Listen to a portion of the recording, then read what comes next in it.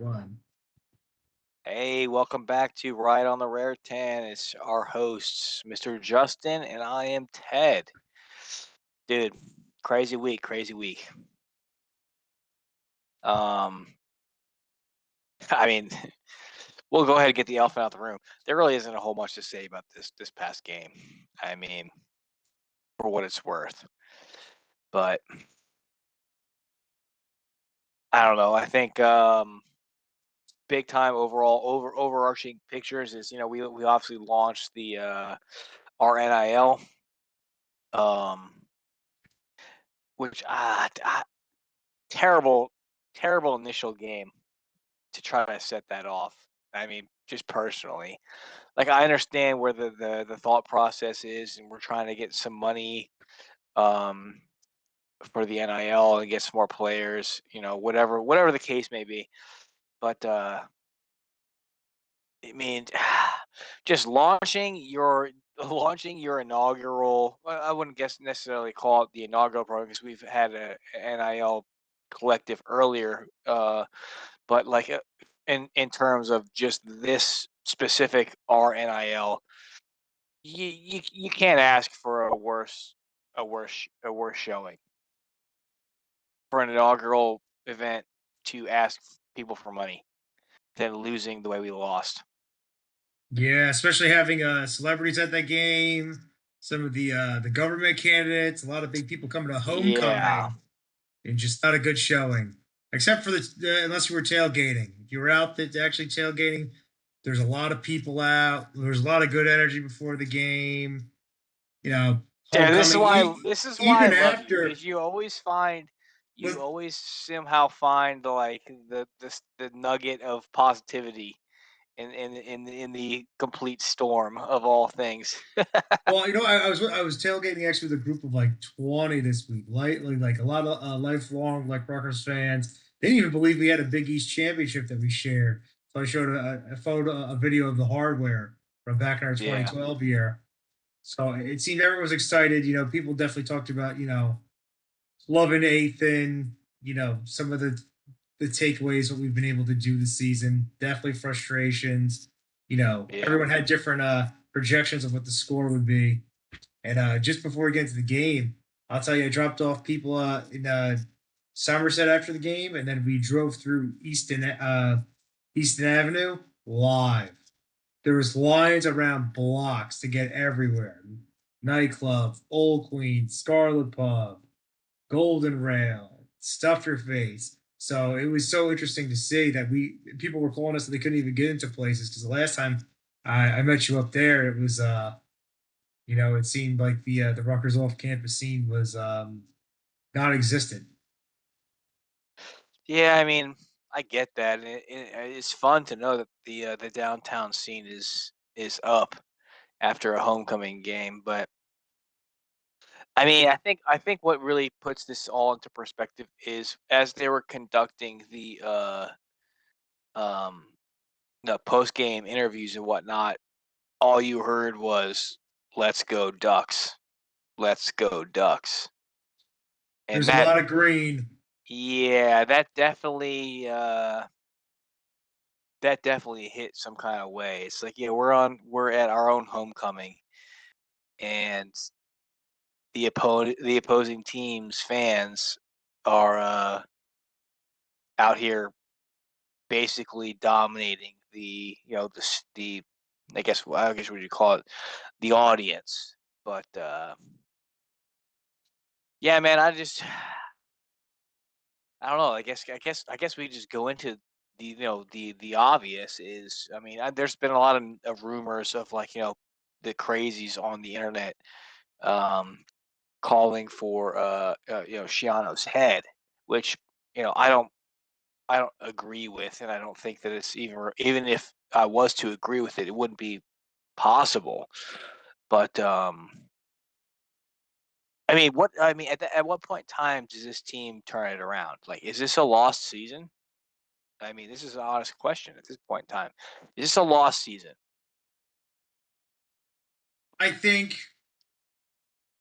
if we're 3-4 right now. If we beat Purdue next week on the road, you know, is there hopes for a bowl game this season if we could bring in 6 wins? Which means you're coming down to Penn State at the wire, and you're hoping that you could either take Maryland or Illinois. So I think if we lose next game, fold it. Yeah. That's it. You know. The Riot on the Raritan stance is if we somehow find a way to blunder a game against Purdue next week, or I suppose this week, um, it's safe to assume that we're in the understanding that we're not making a bowl. Yeah, well, I agree 100% with that. And honestly, my focus as a fan on the season would be if you can't upset people, I'd rather see Ethan ball out. I'd rather see Stars get reps. And to be honest, I would like to see what they can do with Strong and Duff. That's it, the point. Anyone else on defense to me is hey, you can get burned, you can make a plays, you can build off, do something now to build off next season. And, you hope recruits or people in the portal are interested in saying, you know what? Maybe I'll head to Rutgers. I'll head back to New Jersey. I'll head there. It looks like there's an opportunity for me to be a contributor. Yeah, I mean, Shiano in his presser today talked about how there was changes. But of course, in Shiano fashion, he doesn't speak on anything without it being some kind of like elite, top secret clearance type CIA deal. Um, but I mean, I can see where you're coming from with the remainder of the season, trying to make sure like, hey, I want to see our offense succeed. Like we haven't had a really successful offense in the last probably like I don't know 5 years, maybe 4 years. Um, but I mean, I will say this, like at what point, at what juncture in time, as a fan, um, do we start to see some kind of, for lack of a better term, progression? You know, um, I'll be the first to admit I was not a huge fan of the second coming of Shiano. I mean, I respect everything that he's done for this program. He took us from the gutter and made us into, I wouldn't even call it respectable now, but he made us not the laughing stock of the NCAA. Um, but at the same time, I'm a huge proponent of the fact that I'm not a believer that lightning strikes twice, and I feel like we are kind of sort of living that nightmare right now. Not saying that it's entirely, on Shiano. It's not his fault, but it means year 6. We're 6 years in. I mean, we got to the Big Ten. That was the goal. Ready? So we were in the Big East, and we wanted to be in the Big Ten. We wanted it so bad. We had to be in the Big Ten. That was the next step. That was the step forward. We got there, right?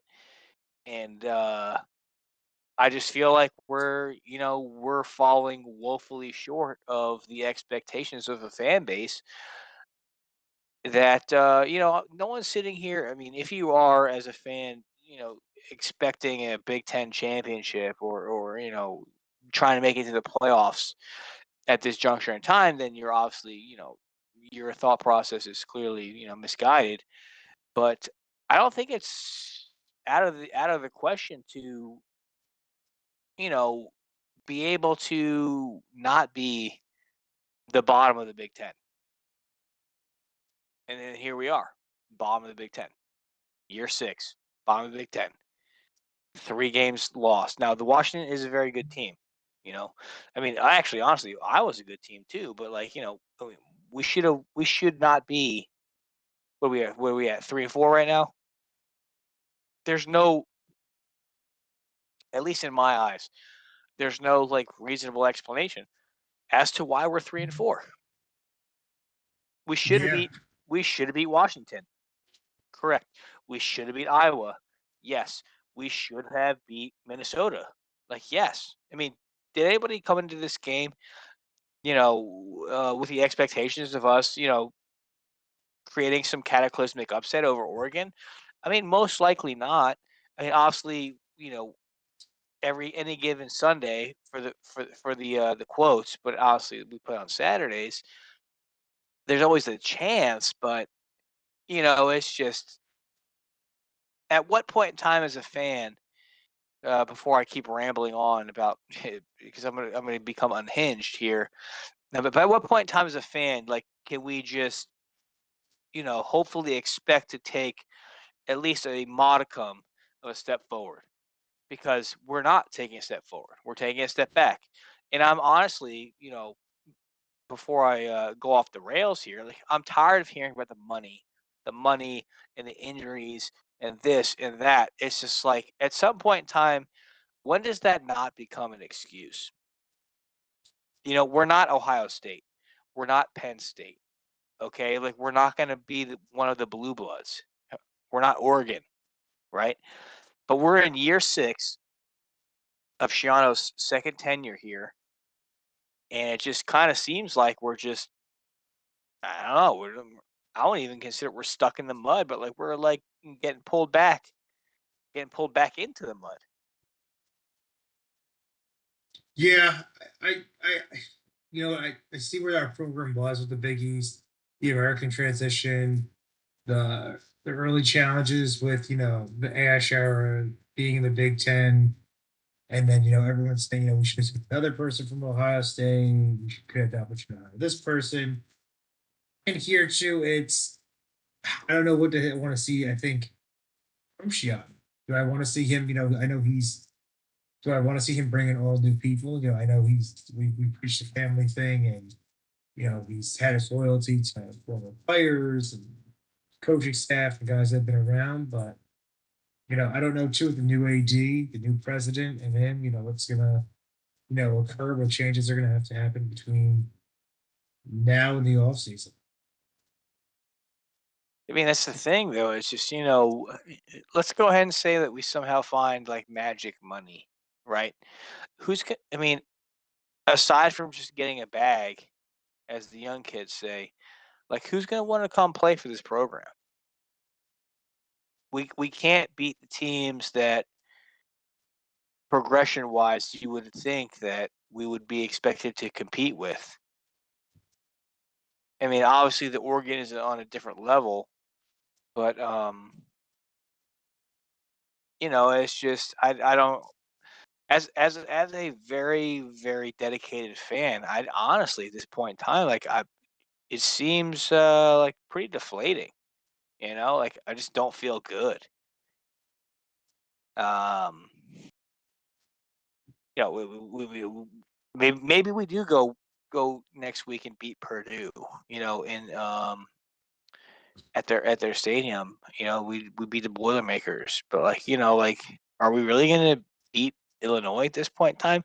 Like, at what point in time can we continue to just perpetuate the like mediocrity? You know, it's almost as if well, here we are. We're gonna go in.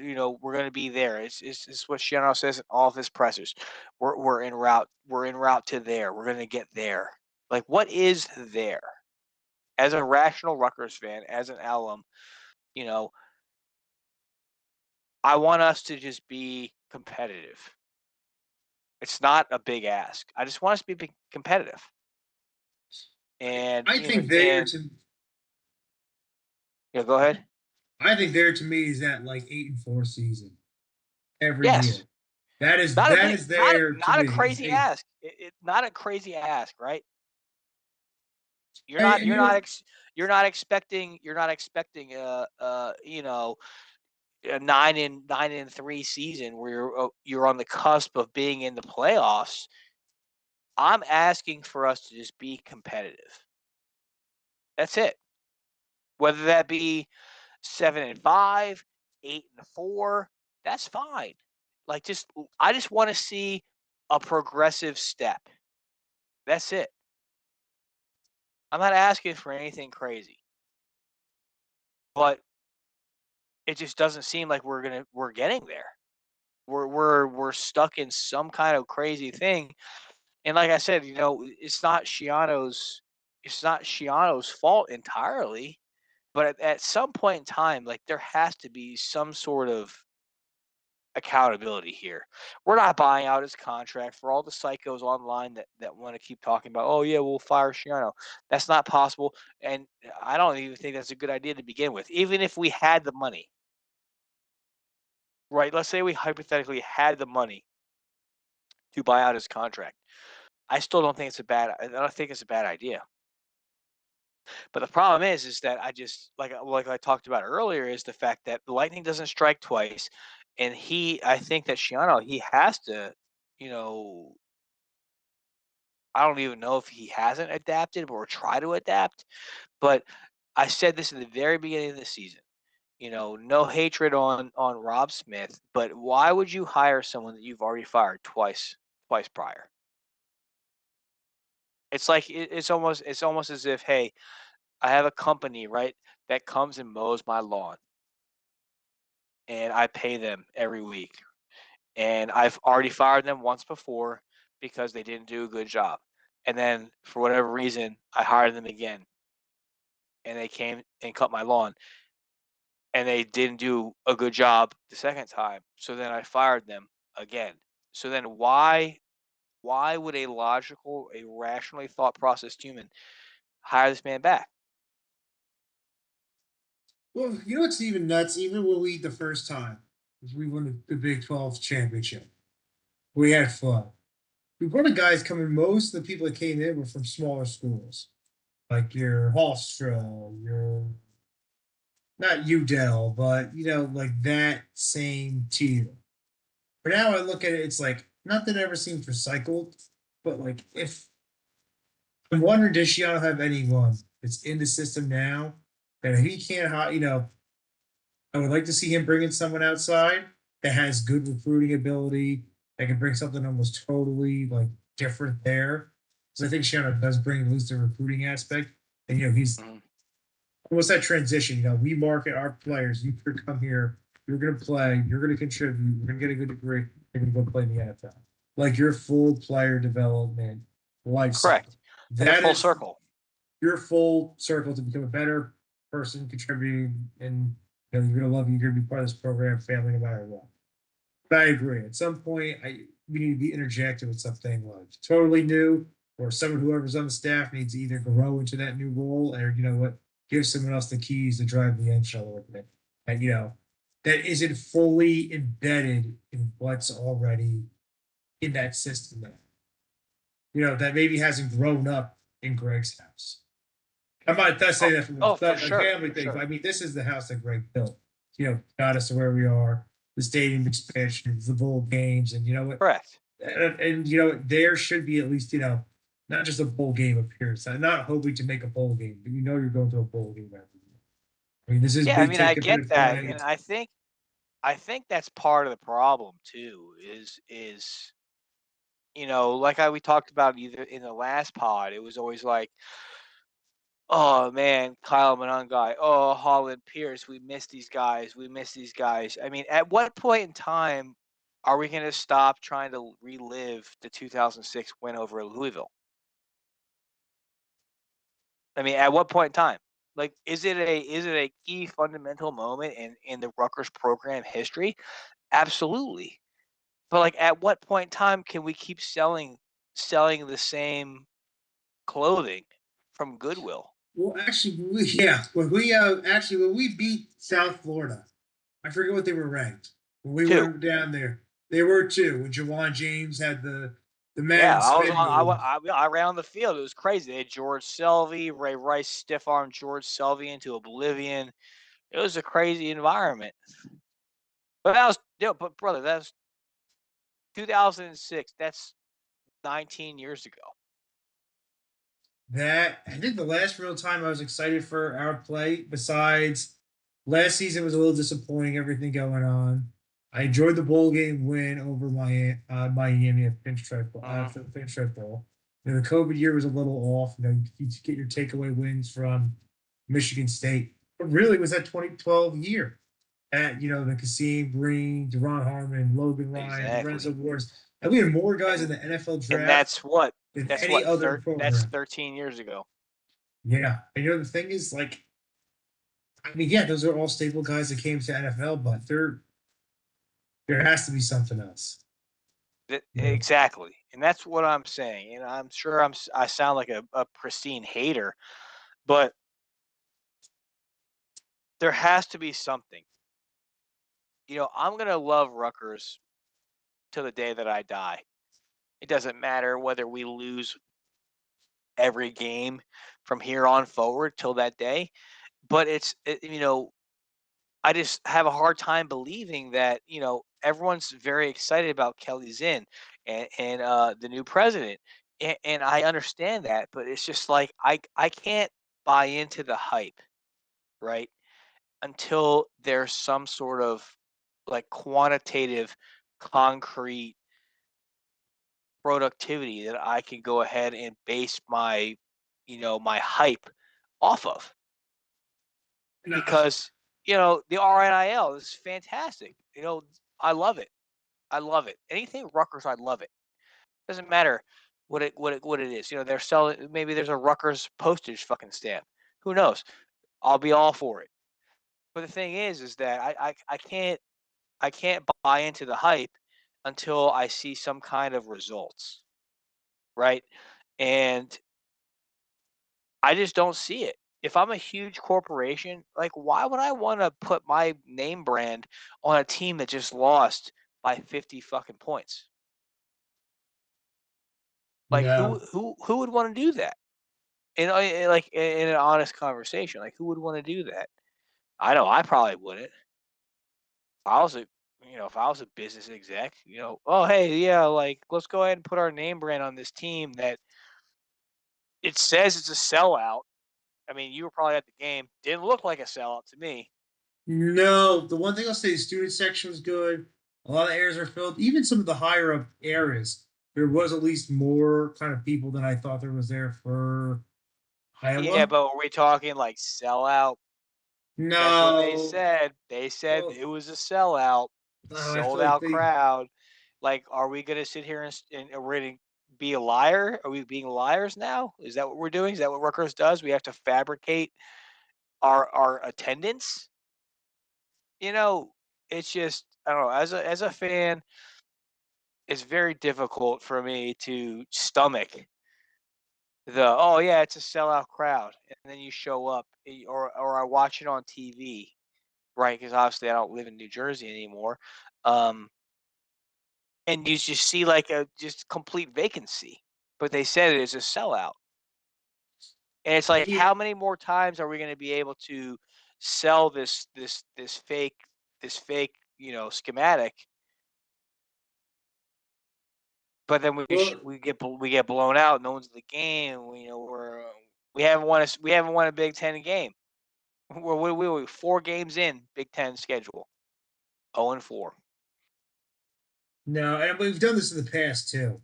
It's kind of like if you've been around it, it's like the same thing. We win those first 3 games of the season, and it works a lot better when we're playing non-conference games and we're beating like Virginia Tech. And it's like it was an exciting game, and then you go into like game 4 conference Mm. play, and they're marking it as like here's Friday night, University of Washington, or here's Saturday night, Friday night versus Iowa, and it's like exciting. But no, a lot of these games, I mean, those higher up to 200 levels, those aren't sold out. There's seats there. I mean, But brother, sometimes I think, I ain't even worried about the higher ups, man. I'm talking about like 10 rows back from the sideline. There's empty seats. yeah, no, you can move around a little bit for sure. I mean, you claim a sellout, right? Sold out crowd, and I'm watching the game on TV, and I'm seeing, row 15, row 20. There's just wild benches, wild seats, empty. No, they sell that. They claim that, or what they do is a lot of times it feels like the athletic department was not. You can't buy the seats anymore. They're selling them to like SeatGeek and StubHub and at a different, probably like a group like I mean, I, level. I don't doubt that. But the fact is that when I'm watching the game, no one's in the seat. I don't care who they sell it to. It just goes back to what we talked about earlier. It's homecoming. We got blown out, and as I'm in Tennessee now. I'm watching the game at work, and all I hear in the game is post game presser. Let's go Ducks. Now Oregon travels well. I get it. I get that. But I mean, I think my biggest qualm right now is the fact of, like, as a fan, like, when do we see even the smallest piece of progression?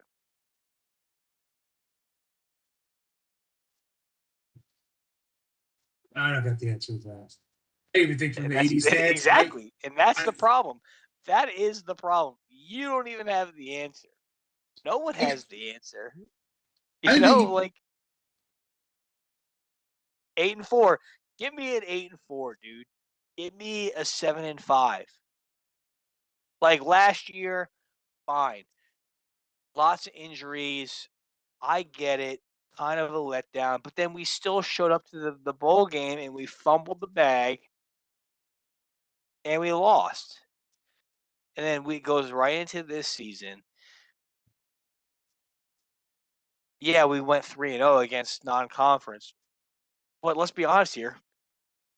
The only team that we really actually like played objectively well against was Norfolk State. yeah, for defense and offense. That is the only team that we were able to like put in our backups. That is like usually the key determination of whether or not you're like performing very well against a team is, hey, we're playing against this out of conference team. We're gonna go ahead and put in our backups. Like Bama does it, Michigan, Ohio State, they all do the same shit, right? We're dominating this team. We're gonna put in our backups. The fact, the key determination of how I knew that this season was going to be a real problem was when we weren't able to do that until we played Norfolk State. What do you think? Do you think our AD has the most impact coming in across other sports or football specifically? I mean, it's kind of a moot point. Like you have to have football. I mean, Especially coming to SEC. we could honestly. This is no detraction from anyone else that plays athletics and some of the smaller sports. Like I ran track in high school. Like it's not the cool sport, but like let's say if our track team won the Big Ten for the next 5 years in a row, would that make as much of an impact as if football was even remotely good? Of course not. Now, honestly, the biggest thing would be I remember we had guys like Tyrone Putman who walked on the track team, or guys from the track team that were so big or muscular they played football in high school and they could walk on. But I think even as a walk on, like I remember for the preferred walk ons, like if you're a preferred walk on, you kind of know you're on the team, like a Burton or someone else. I Like mean, yeah, they're of basically course, but like, you're on the but what is that? My question is that what does that do for us moving forward, right? You know, I'm honestly, I'm straight up tired of hearing about Monangai. I'm tired of hearing about Holland Pierce. I'm tired of hearing about the 2006 win over Louisville. Like, I feel like we're like out here just living in la la land. What other prestigious program does that? Does Ohio State consistently talk about when Cardell Jones was there or when Braxton Miller was playing? No. Does Michigan constantly be like, hey, remember that time that Tom Brady was taking snaps under center? No, because they're always looking to try to get to the next thing, the next piece of success, which for them, obviously, is a Big Ten title and a national championship. And now I'm not sitting here and saying that we're there yet, but like, I mean, at what point in time can we just how much longer can we live off of that? How much longer can we live off of the Mike Teals and the Kenny Britts and the Ray Rices and the Louisville win and the USF win and Shiano 1.0 and now we're in Shiano 2.0. It's just for me maybe a hot take. It gets aggravating after a while. The 1.0 and then we had the Ash era and the Kyle Flood era and now we're in Shiano 2.0 era. It's like I don't care about what era it is. I just want us to show that we're making strides in the correct direction, and I'm not seeing that. So who's going to give us money? Everyone talks about the money, the NIL, and that's a whole conversation for a different day. I think it's an absolute atrocity the way that it's just terrorizing, you know, collegiate football. There's no rules, there's no regulations, there's nothing. But nonetheless, everyone keeps talking about, oh, we don't have any money. We don't have any money. Well, we're not going to be able to get any money, right? Until we put something on the field that makes people want to give us money. Even companies like who's in our boxes too, even like we're SHI Stadium. But I remember even the past when we were having winnable seasons too. I know they had really like entertained like larger brands and corporations, and I'm not taking anything away from them. No, They did a Johnson and job. Johnson has their big building on campus. Yeah, Bristol Myers Squibb's right there. I was even Like hoping what? from like wait for we see ShopRite everywhere on MetLife and all over Rucker stuff Uh-huh. as a big sponsor, but they're not the sponsor. So I mean, there's always different things. I mean, I would love to see Prudential too is a big And thing. and and honestly, like I'm getting kind of upset just talking about it. So I have to dial myself back in. But as an alumni going to Rutgers, I mean, this, you went there. Like, I don't think it's unreasonable to ask or expect like at least some kind of concrete proof that we're in going in the right direction. You know, Rutgers historically has been. I mean, I would be if I was going to be on the flip side of the coin. I would be an easy argument to say that Rutgers is the worst football program in the country historically. At this level or tier. Yes, Power Five, big conference. We are the worst program ever, ever. Well, think about it. If we didn't have even like the Patriots player success, forget it. Your Gary Brackett's, Sean O'Hara's, like But I'm those not even I'm people. not even talking about like the success of individual players because individual players can come from terrible programs and they can make it in the league because they're obviously have the attributes that are necessary to make it in the league. I'm just stating specifically based off of documented, historical record. Rutgers right now, I don't think I can find a worse program. Yeah, I'd have to look in. I have to look into it, but yeah, we.